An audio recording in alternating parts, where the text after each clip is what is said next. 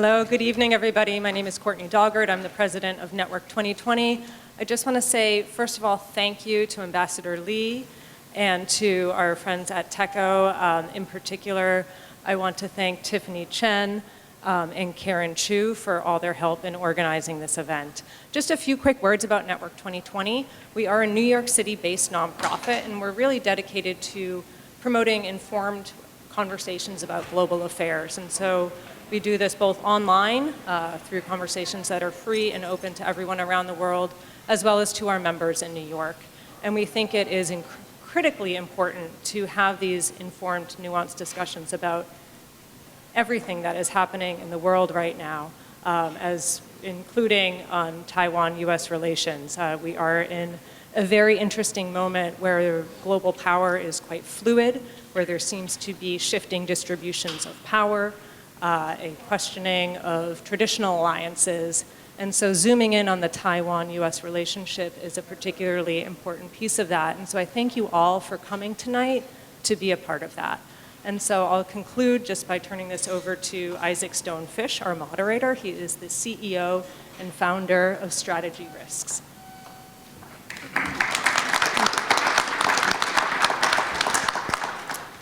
Thank you, Courtney, and thank you all for coming to what will be a very calm and staid conversation about an unchanging topic, U.S.-Taiwan relations. So I'm going to, very brief introductions.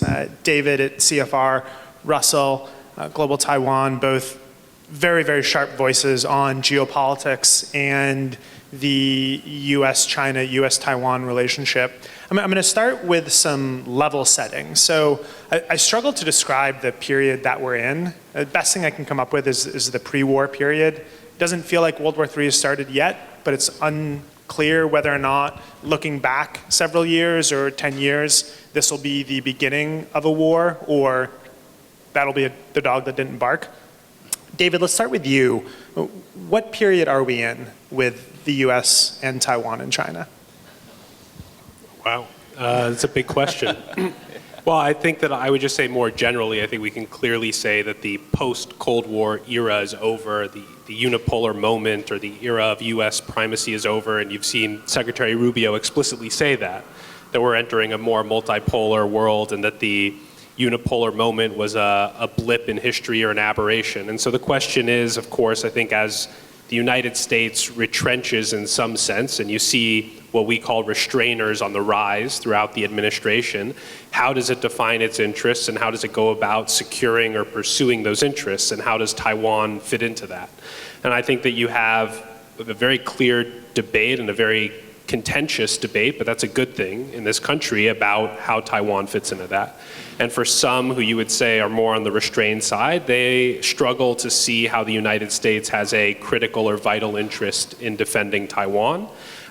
They would view our interests much more traditionally as U.S. primacy in the Western Hemisphere, preventing the rise of a peer competitor like China or Russia, but they believe that that can be done potentially without Taiwan.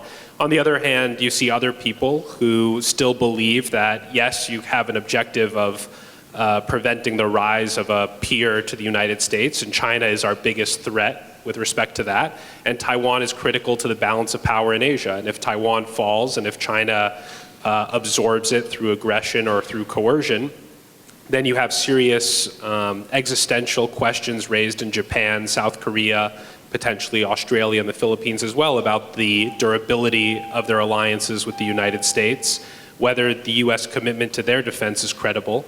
And here I would say that I think a lot of people try to draw a very clear-cut distinction between Japan, South Korea, and Taiwan. Of course, we have a treaty obligation to both of those countries, and we don't have a treaty obligation to Taiwan. We have the 1979 Taiwan Relations Act, which has commitments that we make to Taiwan, but it's not a treaty obligation. But all I would say in that whole conversation is that that's a very American conversation. When you go to Asia, when you speak to leaders in Tokyo or Seoul or Manila, you know, they're baffled that we make that kind of distinction. In my view, the leaders in Japan especially believe that we're on the hook for Taiwan's defense, and if the United States doesn't come through, then I think there will be real questions asked about whether they can rely on the United States. And this is a core interest, I would say, for Japan. So that maybe was a little bit more than what you asked for, but I think that we are in a moment where we're taking stock of what the US role in the world is fundamentally, how we should define our interests and pursue them, and I think that Taiwan is a big part of that conversation.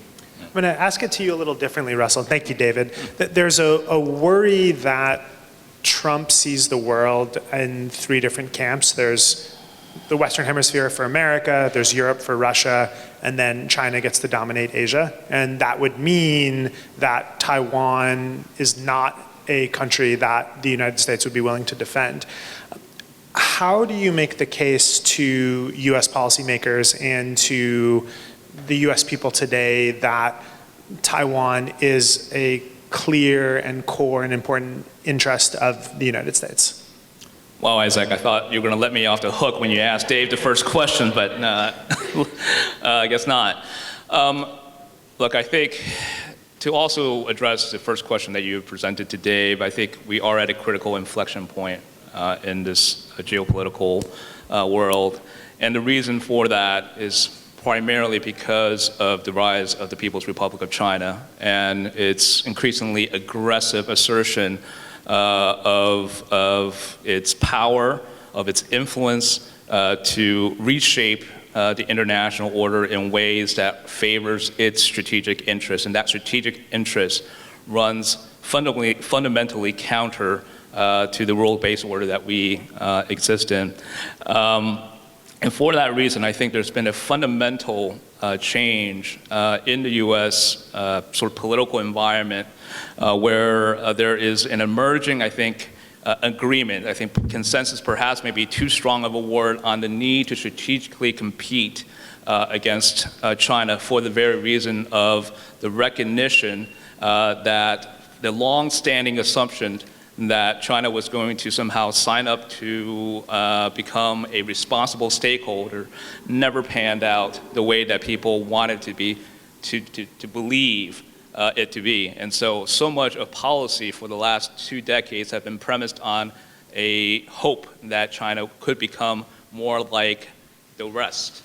And as a result of that fundamental misunderstanding or misperception, I think we're starting to see a course correction that started, I would arguably say, within the last decade. And you've seen that continue between different administrations, Republican and Democrat. So this isn't a partisan conversation, it is a bipartisan conversation.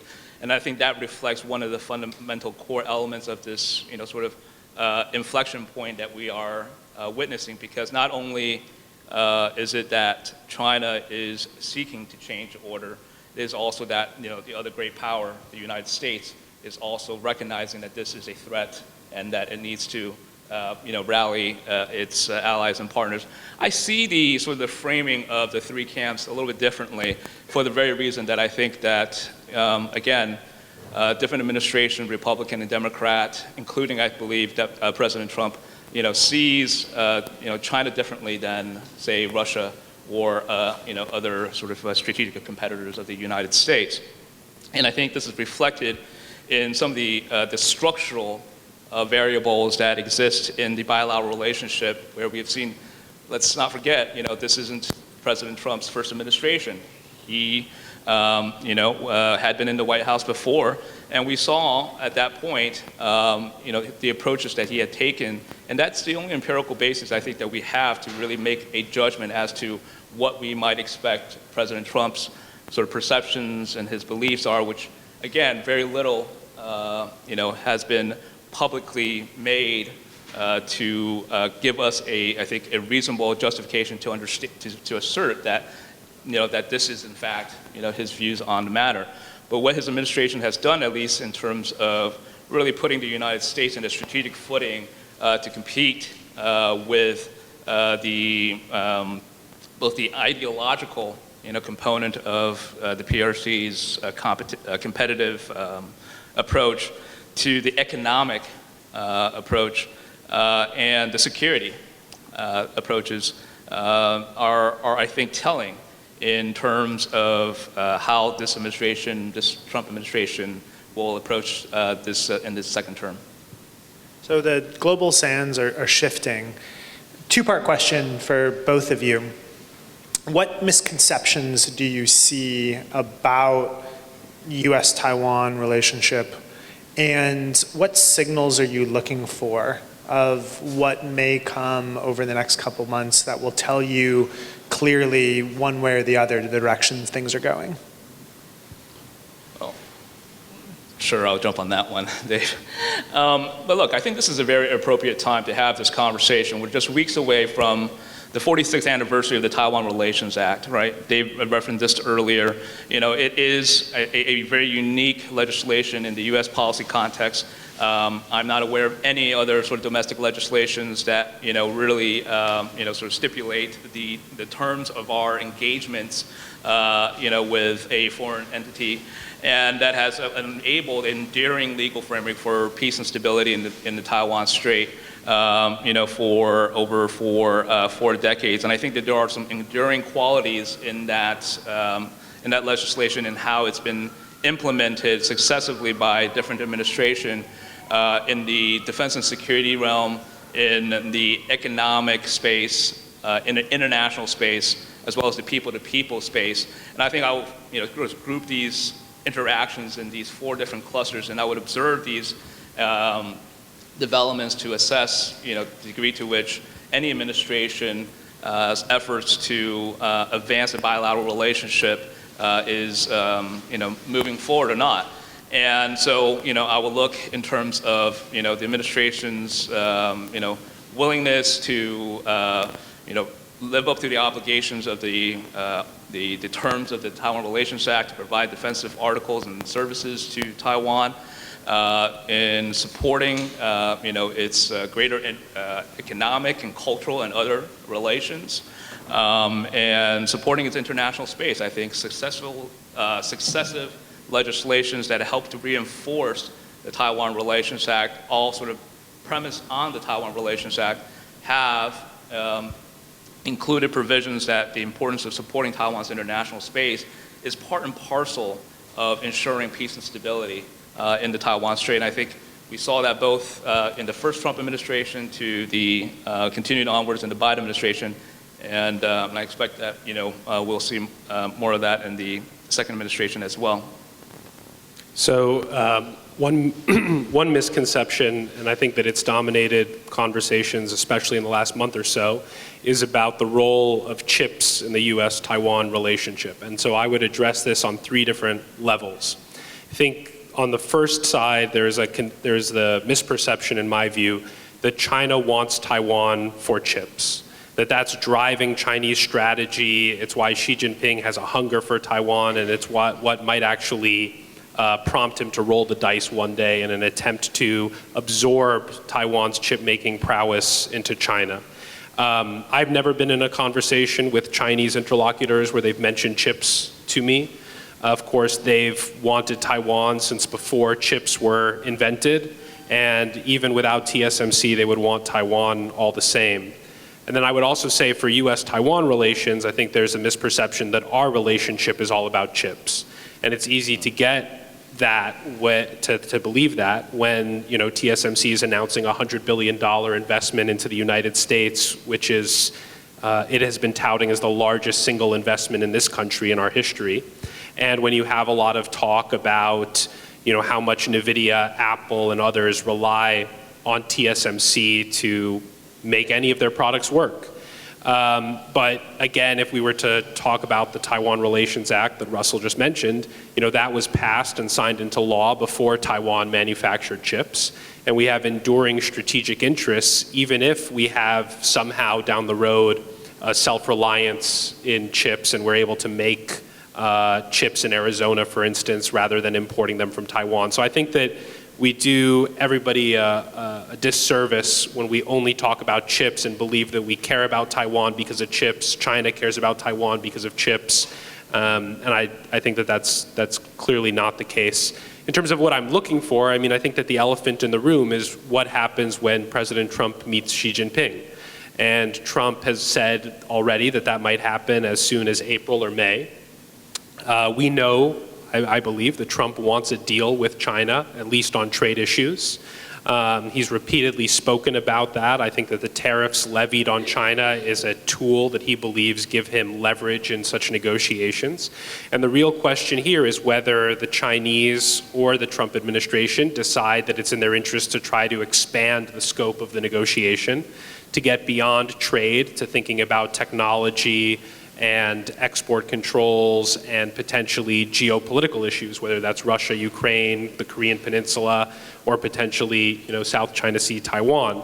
I think that how we get out of that first interaction is going to say a lot about where this administration is going on China policy and on policy towards Taiwan, and that's really the first inflection point. I think that's an excellent point. I do think people have that strong misconception that this is all about TSMC, and I think if you could get a list from Xi Jinping on the top 20 reasons why he'd like to seize Taiwan, TSMC is probably 16. So I'm very pessimistic about where things are going, and my reasonable nightmare scenario is Trump and Xi strike a deal. Xi doesn't believe the deal, so he pushes a bit, maybe seizes Kinmen or Matsu, a la Russia in 2014, Crimea. The US doesn't respond forcefully enough, and then China invades Taiwan in, say, several years. I think 2027 is a silly concept. Beijing will invade tomorrow or never, or in 2027 or in 2030, based on a lot of different factors that don't have to do with numerology. I do feel, however, that if the US doesn't show resolve on a small push, it could lead to the full invasion and a potential war. None of us can predict the future. It'd be lovely if we could. I think to Biff and Back to the Future and coming with a concrete stock picking and knowing all of the sports games, who's going to win, who's going to lose, knowing we don't have that insight. However, it does feel like things are potentially moving in that direction. And not to put either of you more on the spot than I have through my earlier questions, but do you think Trump will end his term before China invades Taiwan? So I think yes. I think that, I think and hope, but I also do think for a set of reasons that we'll be able to get through the next, 3.5 to 4 years for a few reasons. I think that the offshore islands bit is, it's tempting to think about in your head and to think that it puts us in a very difficult position. But I think that number one, there's a political reason not to take the offshore islands, which is that they're the only territory of the, quote, Republic of China that's not part of Taiwan province. So that's a link of Taiwan to the idea of the Republic of China. And if the PRC severs that, then that's actually taking away a historical linkage there that could do itself more harm than good. And my own view is that actually, if the PRC were to seize an offshore island or even, Ituaba in the South China Sea, for instance, these were not covered in our US ROC Mutual Defense Treaty. So it wasn't even under that umbrella when we did have a commitment to defend Taiwan, the main island of Taiwan. But I do believe that the US wakes up the next day and formally and firmly commits to defend Taiwan.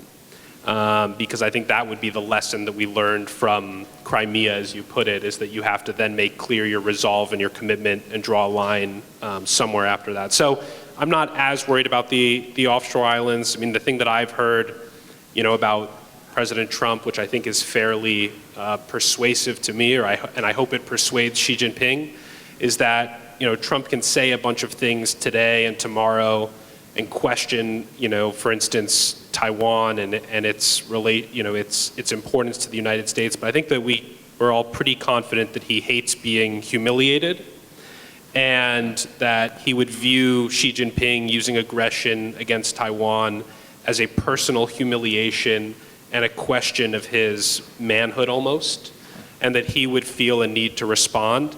And so what I point to is that, President Trump has on multiple occasions said, Putin would have never invaded Ukraine if I was president. He respects me, he never respected Biden. So I think that psychology is still at play here. And so if Xi Jinping is going to make a move, I think he has to be fairly certain that the United States is not going to intervene. But Trump has pretty explicitly embraced the madman theory. I think he's commented in public about that. And so, I think that that's still a question mark that Xi Jinping can't really put to bed right now. Yeah, I mean, I think Dave gave an excellent answer to your question, but I think I would just add that I think the 2027 sort of timeline is a capabilities-based timeline that everyone seems to reference and forget the fact that this is not a judgment on Xi Jinping's intention to invade Taiwan, but a directive for his military to develop the capabilities to do so. And whether that assessment of whether or not he decides to do that will be based on a lot of conditions, political conditions, military conditions that I think are going to be very complex and nuanced, and a decision that will not be made very lightly. And that in the interim, the most important thing that we can focus on is ensuring deterrence. And that is going to be key to ensuring that those first steps are not made, and that we can forestall any future sort of attempts to destabilize and change the status quo.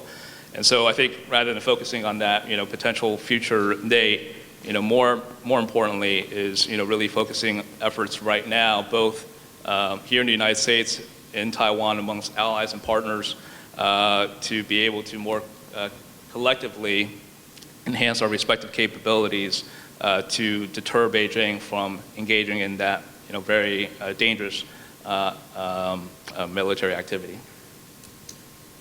So I think we all know both intellectually and instinctively how different things are under Trump than under Biden. We have a lot of senior diplomatic representatives. That's a nice understatement there. A lot of senior diplomatic representatives in the audience tonight, and both of you are very savvy observers, and one could even say practitioners in this art. What would you recommend, either as practice or as a way of thinking, of interfacing with folks in the Trump administration, and how would you say that differs from the advice you'd give 3 to 6 months ago? I mean, I'll start. I mean, I think that one of the clear differences that you've seen is that President Biden framed this era as a competition between democracy and authoritarianism, or democracy and autocracy. And he was somebody who believed in promoting those ideals and those abstract concepts. He's somebody who believed in things like international order and norms around sovereignty and territorial aggression and things like that. And I don't think that Trump cares about essentially any of that. And so, Taiwan has changed, I think, its public kind of posture around why the United States should care about Taiwan. President Tsai echoed what Biden said very often, that Taiwan was on the front lines of that global contest between democracy and autocracy. She calculated that that was the best way to win over the Biden administration's support and to make that pitch for why Taiwan matters. And I think that, in the beginning of the Trump administration, the Lai administration continued to talk that way, but it has clearly pulled back on that. And I think that the proposition that countries have to make to the Trump administration is much more about, why their future and why the bilateral relationship, affects U.S. security and prosperity. And we talk about the transactional nature of Trump repeatedly, but these all have to be seen, I think, as a series of transactions. If Taiwan does X for the United States will do Y for Taiwan, and why that helps both of them out. And I think that that's how every country has to approach the administration, because saying that we are going to help you defend democracy around the world and we're going to help you uphold the norm against territorial conquest, I don't think that that really registers. Yeah, I mean, I think this administration cares about concrete results, tangible concrete results. And it has to be framed in the logic of what is in U.S. strategic interest. And that can align very well with other countries' interests as well. And I think it's not a zero-sum sort of framework. So the need to be able to articulate your interest in the framework of why is it in U.S. strategic interest to engage on these economic, political, or security matters will have to be the sort of the lead into any efforts to engage this administration. It's not going to be the broader sort of sort of ideational and values-based sort of foreign policy framework that permeated the former administration's efforts to sort of to rally the international community. This is going to be about, well, how does your interests fit U.S. strategic interests in ensuring that the United States security, prosperity, and stability is ensured. So, and I think that's going to be really the sort of motivational factors that are going to contribute to any successful attempts to articulate the interest of your respective countries' efforts to engage the United States. I think those are really excellent points. I'm going to ask one more question, and then we'll open it up to audience questions. So, Russell, I think you and I might have met for the first time when I was doing reporting on Beijing's influence in the United States and self-censorship and the ways that American corporations and entities would, bend for Beijing. The landscape in the States looks very different now than it did several years ago, and especially 10 years ago. And I'd love to hear from both of you your sense of the debate, so to speak, and the freedom of speech question vis-a-vis China. I know there's been a lot discussed with that with Trump. I wonder if now, because people are more willing to talk about China as a threat or a potential threat and talk more explicitly about Chinese business as a problem as opposed to just a solution, if you feel like in academic institutions, in the government and universities, that's shifted pretty drastically, or if you feel like you still see some of those problems. Well, my sense is that there's been a sea change in public attitudes, both in rhetoric as well as action that has been taken over in the last, 8 to 10 years, in addressing the malign influence threat posed by the People's Republic of China. It used to be the case that there were only a handful of people that were actually even raising the concerns about the influence that, PRC Capital, CCP, agents, different sort of associations and groups that basically work on the behest of the People's Republic of China, operating freely and obscuring their ties with the the Chinese government. I think that as you rightly pointed out and have done so in a lot of your work in exposing how these influence measures actually have an impact in how we, corporations, businesses, individuals engage with our institutions was, I think, very instrumental in helping to raise awareness about this issue so that it can get talked about in a public forum so that people can have the awareness to be able to then make their own informed decisions to address this issue. So I think we are making a lot of good progress in highlighting these issues, but I don't think we're nearly there yet. My sense is that some of these institutions that were created or reinvigorated to compete in this information space have been unfortunately been sidelined in these in other sort of efforts to address other governmental governance issues. And I think right now at this pivotal point where we are in this, again, global competitive information battle with the People's Republic of China, this is not the time to be sort of undoing some of these, I think, very important efforts to address this concern, both at a governmental level, but even more so at a public civil society level, because that part of the conversation is absolutely essential to ensuring that any efforts to address malign influence from any country would be absolutely essential to ensuring its sustainability and long-term durability. And the informed citizenry is vital to that effort.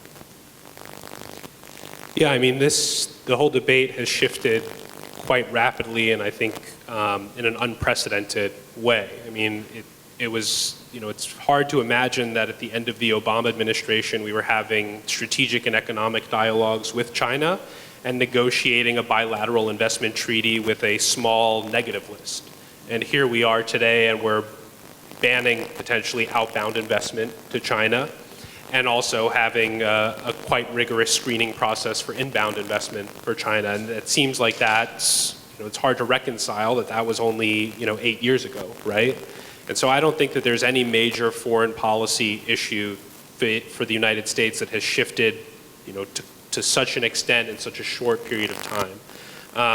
Yes, as Russell said, there's been a lot of progress, I think, here. There's been a lot more education, a lot more awareness about the challenge and the threats that China poses. But I think, as Russell said as well, this is not, this isn't the time to stop those efforts. And I think that one thing that I'm worried about is that we are taking away a lot of the tools that we need to counter this. I mean, just today there was the reported 10% cut to BIS, which is the entity that reviews and actually enforces all these export controls on the Chinese. And so, we can talk a big game about cutting off China from the advanced technologies that it needs to fuel its military industrialization and develop capabilities that target the United States and target our military. But if we're not going to put our money where our mouth is and fund these efforts, then I think it is really concerning. All right, so I'm going to open it up for questions. 2 points on questions. First, please briefly introduce yourself with the question. Second, a reminder that a question is a short statement followed by a question mark.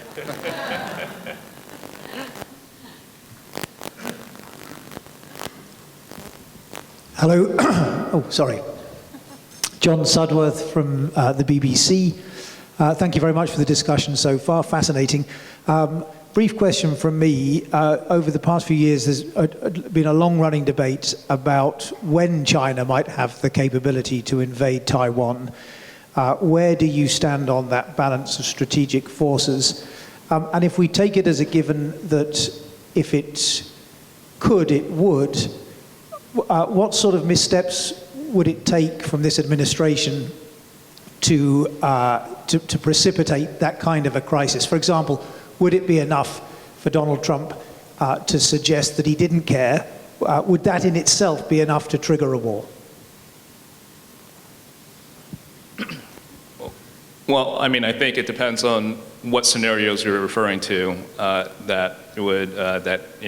what PLA capabilities have. I mean, they are developing their capabilities rapidly with enormous investments year on year, and that military balance is tilting increasingly in favor of China. And so what's key right now for deterrence is both not only ensuring that the U.S. military, but allied capabilities are developing rapidly enough to counter that. But also, I think we also need to take a more holistic view in terms of deterrence, because oftentimes we're thinking about deterrence in a very narrow fashion, either in dollar terms, in terms of investments in military spending. We got to think about. I think it's important in the context of cross-strait relations to look at it within a political context also as well, because it is within that political context that cross-strait relations operates in. And there are steps, I think, that can be taken at a political level that can also strengthen deterrence against the PRC. So steps that could be, that would precipitate that. Look, the President Trump's recent statement made some news with regards to his views as to on strategic ambiguity. It was taken as a sort of a step towards, potentially provoking Beijing to act because of the perceived lack of commitment on the part of the president to, act in response to a military invasion of Taiwan. But people tend to have forgotten that, that's actually a position that has been traditionally taken by the United States to not explicitly commit to whether or not it would invade in any situation with regards to a military conflict over Taiwan, and that has at least managed to keep the peace over the last 46 and more years. One could arguably say that we are approaching a situation where that approach may eventually outlive its utility, but I think with a balance of both military and political, as well as economic measures, there are, I think, steps that can be taken to tip the balance of deterrence in favor of ensuring that Beijing does not roll the iron die to engage in military conflict over Taiwan. So I'll just add two things to that. I think that the way that I think about the 2027 capabilities timeline that Xi Jinping has put forward, that Russell mentioned earlier, Bill Burns, when he was director of the CIA, confirmed that the United States knows as a matter of intelligence that is a capabilities timeline, so we should believe that is true. My fear is less about whether the PRC will have the capability, because we can do things that alter that calculus and that make it much more difficult for the PRC to have a capability it believes in. My fear is more that in China's system, the way that Xi Jinping has personalized power around him, the way that he has removed people at very high levels in the CMC now, who is going to stand up and say, we can't do it, we don't have the capability? So my fear is that when the calendar turns to 2027 and Xi Jinping says, can we do it? The answer is invariably going to be yes, of course we can. And I think that's also a lesson that we learned from the invasion of Ukraine, is that we believed Putin couldn't do it. We were pretty sure he couldn't do it. Bill Burns flew to Moscow and told Putin that we've seen the war plans and he can't do it. But he never believed that. And so how confident are we that we can actually convince Xi Jinping that all of the generals and admirals are lying to him, and that actually they don't have those capabilities, when I think the information that he will be getting fed is, you've invested hundreds of billions of dollars into the PLA. We have all these shiny new capabilities. Who's going to tell him that they still can't do it after all this time? So that's my fear. In terms of, the other point I would add to what Russell says is that, the U.S. side of the coin, I think, is decisive.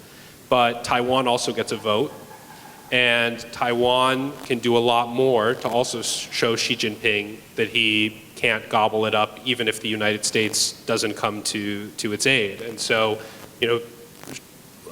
extending mandatory conscription to 1 year was a good first step. Increasing defense spending, as Ambassador Lee said, to 3% of GDP is another good step. Taiwan is unveiling, I think it was just today, a new, unmanned drone for the seas that can target PLA vessels.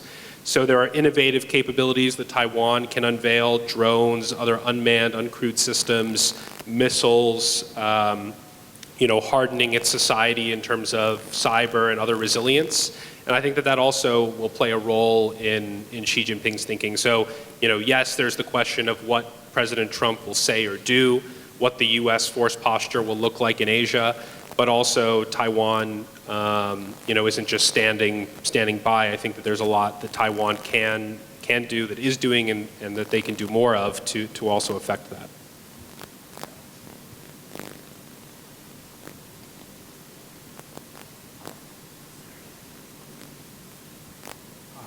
Good evening. My name is Inja. I'm first year Columbia CPA student. It's a pleasure to be here.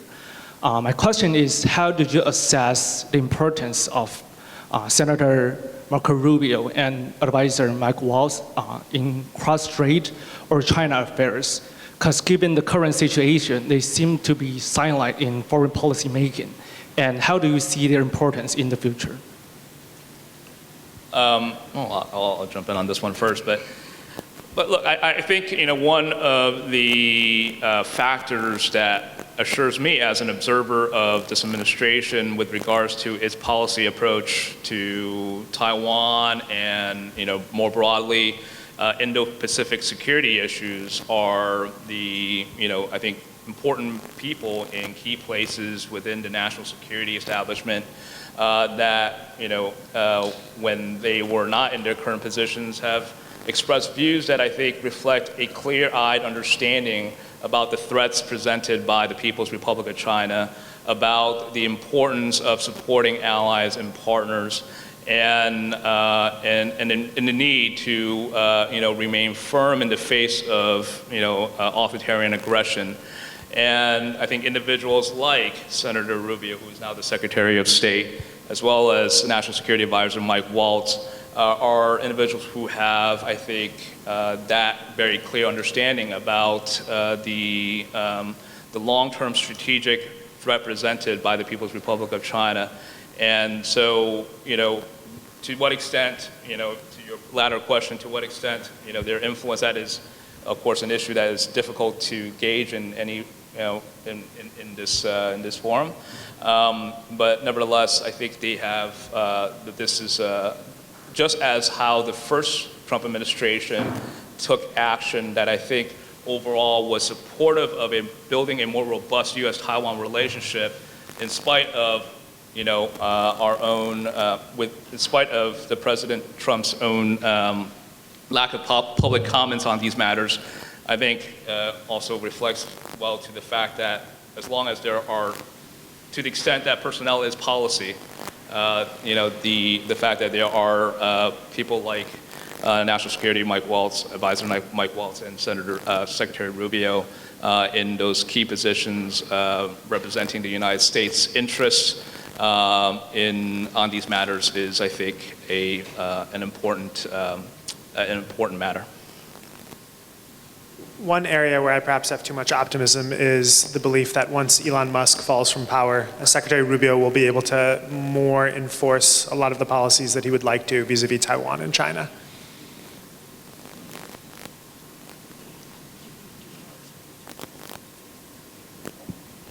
Thank you, sir.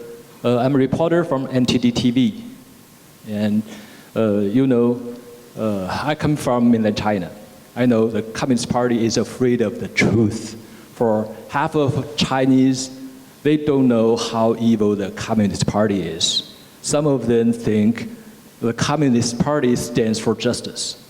And still, the Communist Party is buying support from Americans' company to support their internet firewall. So we Chinese have no way to get the truth. For the 20 years, more than millions of Chinese have cost their lives to give the truth, to give freedom and truth, democracy, the beliefs to our Chinese. Millions of them cost their lives. So is it a good way to help Chinese people to overturn the Communist Party? I think it's better than war. Great. So I'm tempted to turn that to the diplomatic audience, but I won't. So who wants to talk about overturning the Communist Party? Well, look, I think,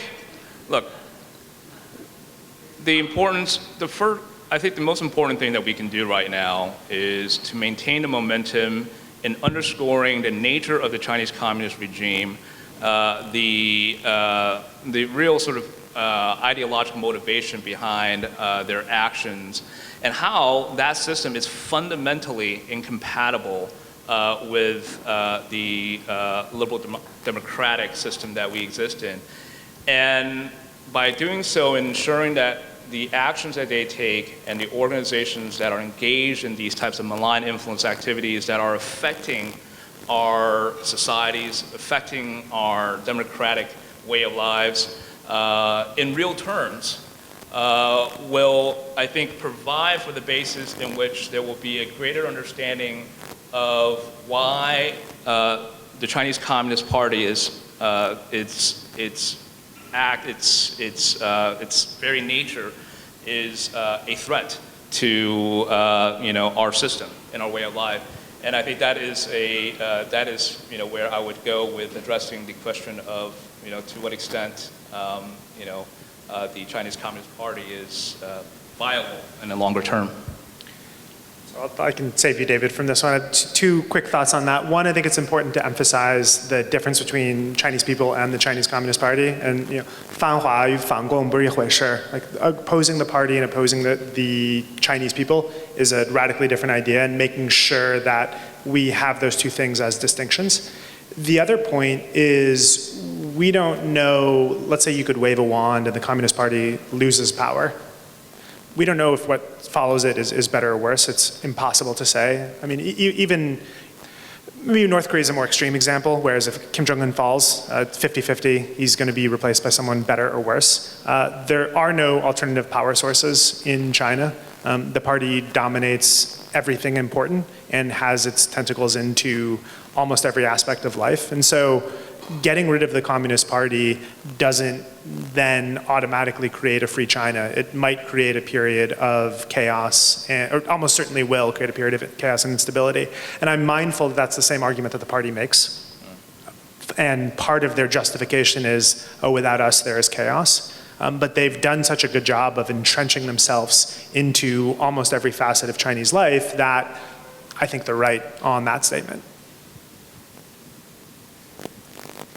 Gentlemen, thank you all so much for being here. My name is David. I do business development for American manufacturing companies. My question is, in 2024, the Chinese population declined, I think it's for the third consecutive year. And I don't know if this is any of your purview, but do you see China's demographic decline creating any long-term constraints on its economic and military capabilities? And if so, how did the US and Taiwan factor that into their strategic planning? That's a great question. I think David, do you want, one quick observation that I would just throw out there as a reaction to that, to the trend line, is that how willing would Chinese mothers and fathers be to send their kids to battle in the future, and what that cost would be for the Chinese Communist Party to have to make that decision? How destabilizing would it be for them to have to make that call? It would be, I think, a very costly decision. Yeah, I'll add maybe a slightly different take, which is that, China has 1.3 billion people. The people that they would be sending to this fight are not the educated Shanghainese and Beijingers who could threaten the Chinese Communist Party's grip on power. I think that we've learned a lot, again, and the analogy maybe only goes so far, but I mean, I think that everybody has been quite shocked at the casualties Russia has been able to sustain in Ukraine. And if you said that Putin would still be in power today with 600,000 Russians dead, of a much smaller population, obviously, than China, it's quite astounding. And I think one of the things that we've seen, I mean, I've spoken to foreign interlocutors who've actually been to Moscow recently.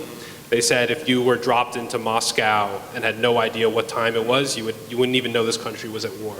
It's completely untouched because Muscovites are not out there fighting. They're able to get the goods that they want and need.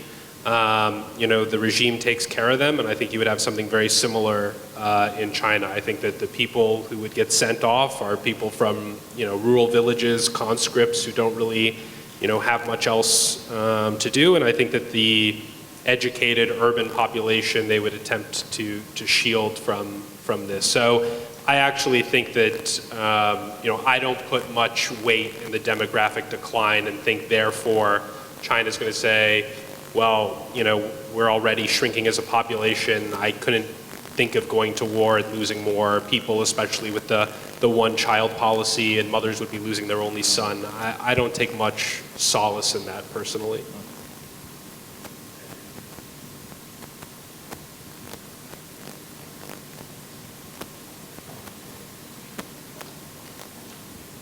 Hi, thank you. My name is Eva Fu. I'm a reporter for the Epoch Times. So I want to ask a question about the United Front operations. I think both the US and Taiwan have recently been expressing concerns about the ability of Chinese United Front operations to do sabotage from within. And Taiwan recently has been expelling social media influencers for their pro-mainland China speeches online. So I'm wondering if you see any potential for both Taiwan and the US to work on this front together to counter such influence operations? I think that there's been,